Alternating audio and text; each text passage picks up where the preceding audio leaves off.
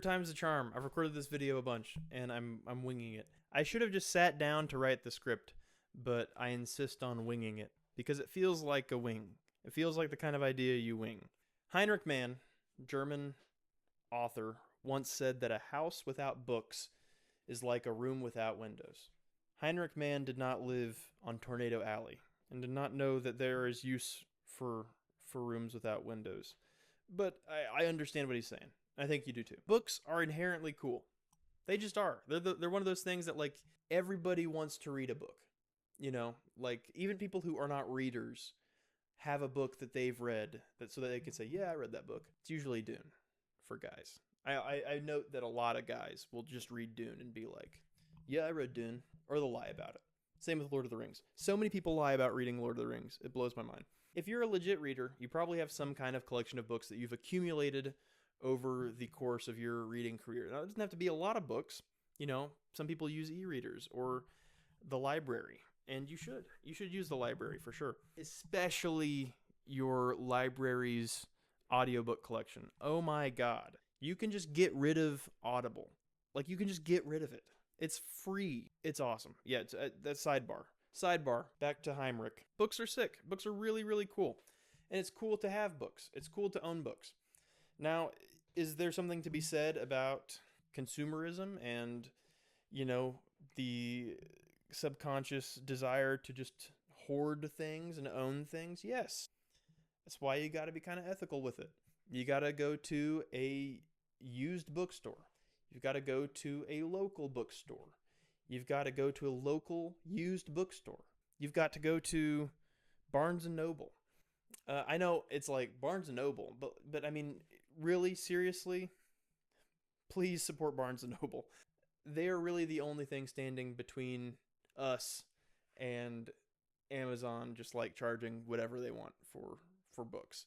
So obviously, like, if you can't find a copy of a book anywhere else but Amazon, it's fine. But I encourage you to look everywhere else first. It is that big of a deal. Collecting physical media is my passion. It's cool to have an archive of media, to have a room full of stories that you have to want to experience. That's not just going to get thrust in front of your face when you open up TikTok. Because, I mean, like, the emotional punch something like Assassin's Apprentice by Robin Hobb can deliver, you're not going to get that out of 700 TikToks. You're not going to get that out of a million YouTube shorts. It's important, at least to me, in the life that you live, that you strive to experience things that you wouldn't normally experience in your day-to-day. And that's what's so cool about books, is that you can sit down with something and be somewhere else. You can be inside the head of somebody else. Now, I know what you're thinking. Quentin, that's a sexy bookshelf. And I know it is. And if you don't think it is, you obviously didn't see Mr. Kit Fisto here leaning on my signed copy of Byways by famed cinematographer Roger Deakins. Met him, super nice guy. I want to talk about bookshelves. I've got a good one, so I think I have some authority on the subject. And I'm going to talk about my philosophy for maintaining a cool bookshelf. And it really kind of boils down to one thing. And I'm going to call it the Heinrich maneuver, based on Heinrich Mann, the guy who said that thing at the beginning of the video. Heinrich maneuver theory. Follow your soul when you are curating your bookshelf. That's the thing that's going to make it really special and really sexy. Because what's the sexiest thing? Your soul. Heinrich maneuver.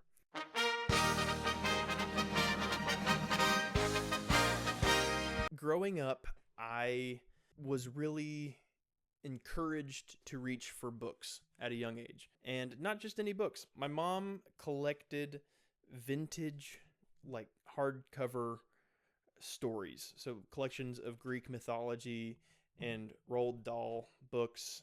I remember in, like, 2nd or 3rd grade taking her copy of Willy Wonka and the Chocolate Factory to school and reading it for recess. That wouldn't have happened. I wouldn't have had that experience reading that book as a kid if I didn't have that cool copy in my life. So buy that cool copy.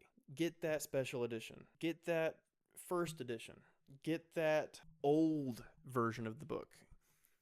Get those cool books, because if you get the cool books, you're going to be more likely to read them. That's the psychology of it that I made up. Your bookshelf should be what works for you. I like special edition books. There are a lot of people who are like, yeah, don't get special editions. Don't pay $100 for a book that you know you're never going to read, that's just going to sit on a shelf.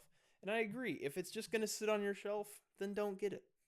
I read my special edition books because it's sick. For example, I started a book club with my in-laws, and my first selection for that book club was Jurassic Park by Michael Crichton. One of my favorite books of all time. My copy at that point, I'll find it somewhere. It's still one of my favorite copies of any book ever. I've read the back off of it. It is a book that I've read 100 billion times. I thought, I'm going to get a cool copy of this book. Folio Society had a really unique version. This is the slipcase. It looks like dinosaur scales. Like, isn't that cool? Isn't that just sick? And here, hold on one second. The cover's got dinosaurs on it, and their scales are textured because, that's cool. These are cool things. I can't imagine just getting this book and putting it on a shelf and not exploring a copy of one of my favorite books, curated and designed by people who love the book as much as I do. That's a cool experience, objectively. This is $65. Kind of expensive for one book. But if you open it, you've got illustrated end pages. You've got... Hold on 1 second. I don't want to put the microphone down. You got pictures. Another, just kind of like reason I like to have special editions around is because one day I'm going to have kids, or I'd like to, and I want to put cool copies of books I love within arm's reach of them as well. I want to sit down with my kids and hold up this insane gold-lined tome version of The Way of Kings, while they're growing up, and I want to crack it open and under lamplight read to them, Zeth, son Villano, truthless of Shinovar, wore white on the day he was to kill a king.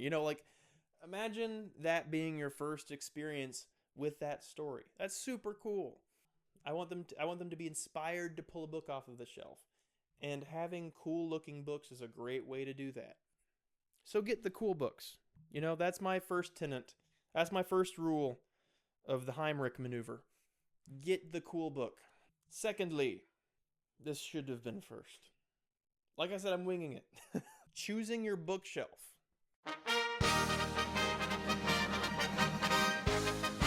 Before we had this monstrosity, we had basically the equivalent of just the one segment. So like this.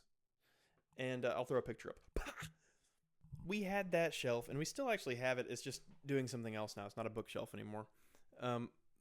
We had that shelf because it was what we needed.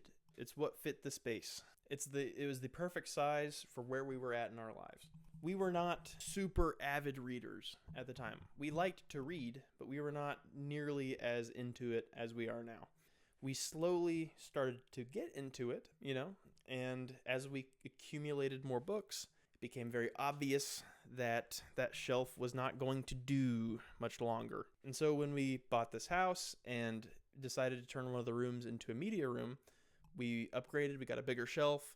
It gave us room to sort of show off the cool books that we had accumulated along the way. Gave us room to sort of diversify how our books are organized instead of just doing alphabetical. Another sort of sidebar Heimlich maneuver theory. Organize your books in a way that's going to be appealing to you. So we do ours in genre because we want it to feel like we're kind of going into Barnes & Noble when we choose our book. I want to read either Wild Card by Elise Silver or Lonesome Dove by Larry McMurtry. And because they're both fiction, they're on the literary fiction shelf. And then I've got the horror shelf down here, and I've got the nonfiction shelf down there. That's the real horror shelf. I tell you what, I can't read a nonfiction book to save my life. This is speculative fiction, this whole big ol' thing, and that's what I typically read. So my wife loves nonfiction. She loves literary fiction. She loves romance. And so it's really almost an even split between the two. But get a bookshelf that's going to meet you where you are. Bringing it back to bookshelves. Get a bookshelf that's going to meet you where you are. If you're in a little studio apartment, hang shelves. Hang one shelf. And if you fill it, hang another shelf. Build out. Get something modular that you can expand on. Really do some soul searching. Visualize where you want this bookshelf to go. How many books do you want to have at one point? I'm not saying go out and buy all those books immediately as soon as you get the bookshelf. Definitely don't do that. But like, plan for the future. You know, if you're kind of just dipping your toe in the water and you're like, I think I want to get back into reading, but I'm not sure. Don't buy the, don't buy this. Get just the one, get just the one Billy or just the one hanging floating bookshelf. You want your bookshelf to feel like your bookshelf, which brings me to the Heinrich maneuver theory, tenet number 3. Knickknacks, things, statuettes. I've got things on my bookshelf that are not books. I think this is also a way to express yourself. This is a way to show people, communicate what kind of person you are through the things you put on your bookshelf that are not books. I've got a little horse. There he is. And I love him. I've had him for a long time. And he has a little light on the bottom. He sits on that shelf because I like a good knick-knack. I've got Kit Fisto right over there, aforementioned Kit Fisto. I'm a musician and I love music.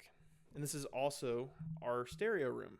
Back, behind you that way is my turntable setup. When we got the turntable, these bookshelf speakers came with it. And I didn't want to do like a 5-point surround system for, a turntable. I wanted to do a stereo setup. And so we took these small speakers and we're using them as bookends because they look sick. They look cool. They look sexy. That's the thing about me that you can gather just from looking at the bookshelf. This guy likes music. He's got a speaker on his bookshelf. It should be, again, it's all about intentionality. It's about intentionality. Read more books. Heinrich maneuver theory. And I think the fourth Heinrich maneuver theory, and the most important, stay true to yourself, dudes. Stay true to yourself. You can't afford a cool collector edition. You don't really need to have one to have a cool shelf.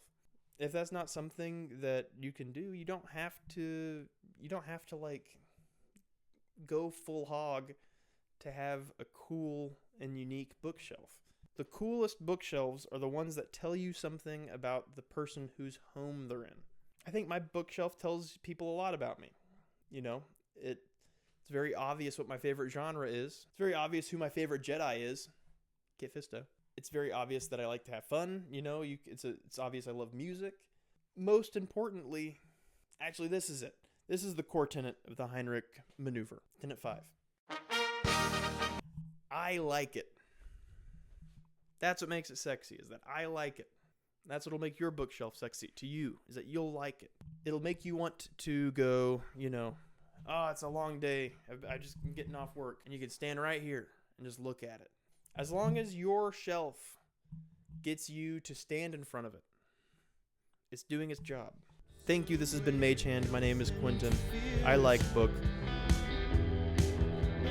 Heinrich maneuver. Keep it folded up underneath your pillow.